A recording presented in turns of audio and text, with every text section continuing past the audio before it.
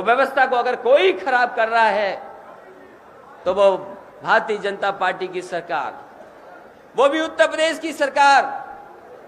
जितनी भी जांचें करना चाहते हैं वो जांच कर रहे हैं। वो जांच इसलिए कर रहे हैं क्योंकि उनके पास पैसा नहीं है विकास के लिए। जो पैसा देना भी था वो किसानों को नहीं दिया, उसके बहाने पूरा का पूरा उत्तर प्रदेश का विकास रोकने का काम किया है। कोई काम नहीं हो रहा।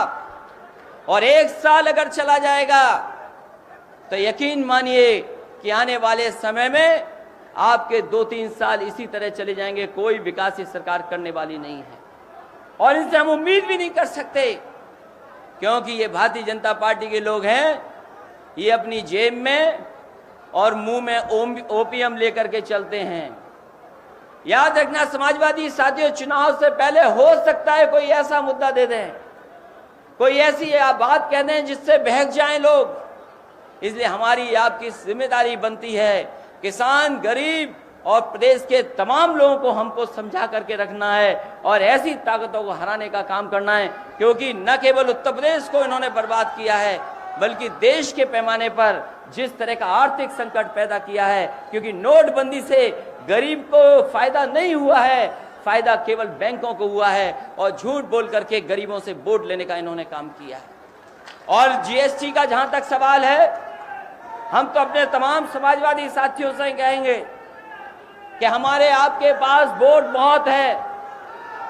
ये मौका मिला है हमको और आपको तमाम उन लोगों के बीच जाने का जो व्यापार कर रहे हैं, कारोबार कर रहे हैं, और खासकर व्यापारी साथियों का। अगर हम और आप मिलकर के व्यापारी साथियों पर पहुंच जाएंगे तो जो नुकसान हुआ है, जो तकलीफ, जो परेशानी आई है, वो हो सकता है कि व्यापारी आपके साथ खड़े होकर के आपकी मदद करना शुरू कर दें। इसलिए हमारी आपकी जिम्मेदारी बनती है कि व्यापारियों को भी जोड़ने का काम हम लोग करें।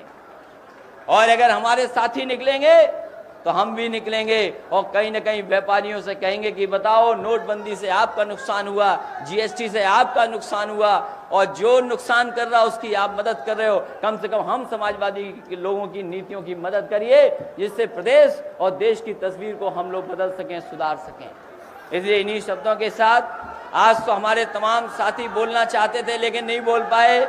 आने वाले समय में हम लोग शिविर भी करेंगे और साथ ही साथ आने वाले वर्ष में अगर हमें कोई बड़ी रैली भी करनी पड़ी तो हम लोग छुट्टी खत्म की है, वाल्मीकि छुट्टी खत्म की, अब उसका ऐलान करते हैं, सरकार आएगी। तो इसलिए हमारे आने वाले समय में अगर कोई बड़ी रैली भी करनी पड़ गई तो वो भी हम समाजवादी लोग करेंगे। वहीं अपने हम तमाम लोगों को कहना चाहते हैं कि ये सरकार ऐसी है जो काम रोकने वाली सरकार है। इन्हें कोई लेना देना नहीं है, कोई लेना देना इतिहास से नहीं है, न किसी और से लेना देना है। और आपने ठीक कहा कि भारतीय जनता पार्टी के लोगों ने कोई इतिहास ठीक से नहीं जाना है, न समझा है। और पहले तो एक्सप्रेसवे पे नाराजगी जताई, नदी किनारे पर नाराजगी जताई, अब तो ताजमहल पे भी नाराजगी जता रहे हैं। और हमारे साथी आगरा वाले, याद होगा आपको, एक बार हमने और डिम्पल ने मिलकर के यहाँ पर एक बेंच का उद्घाटन किया था जिस पे बैठ करके आप ताजमहल देख सकते हैं एक दूसरे कोने से। वहीं इन्होंने छुट्टियां भी खत्म कर दी। हम अपने वाल्मीकि साथियों को कहेंगे और अपने विश्वकर्मा समाज के लोगों को भी कहेंगे कि जिस तरह समाजवादी लोगों ने छुट्टी कर करके सम्मान देने का काम किया था, हमारी सरकार बनेगी एक बार फिर उनको छुट्टियां देने का काम समाजवादी लोग करेंगे।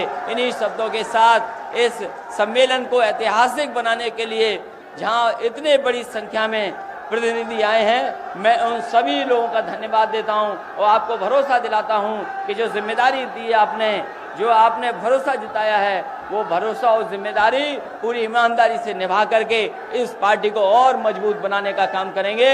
इन्हीं शब्दों के साथ आप सबका और अपने मंच पे बैठे उपस्थित सभी नेताओं का बहुत बहुत धन्यवाद और बहुत बहुत आभार प्रकट करता हूं।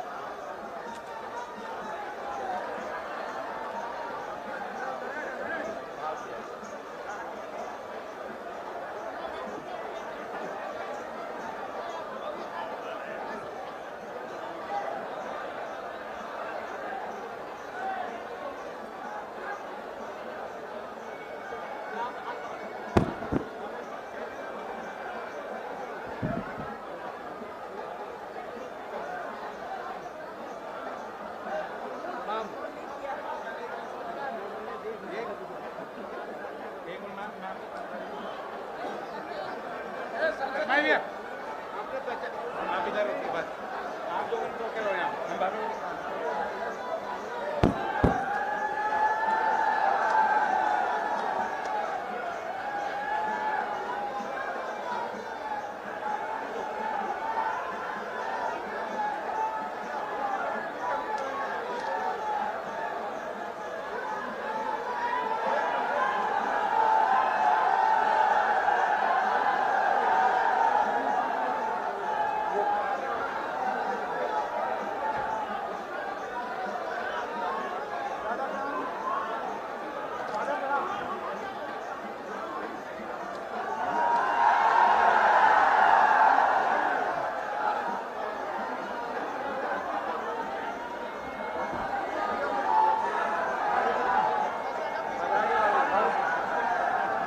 ठीक है, चलो कोई बात नहीं।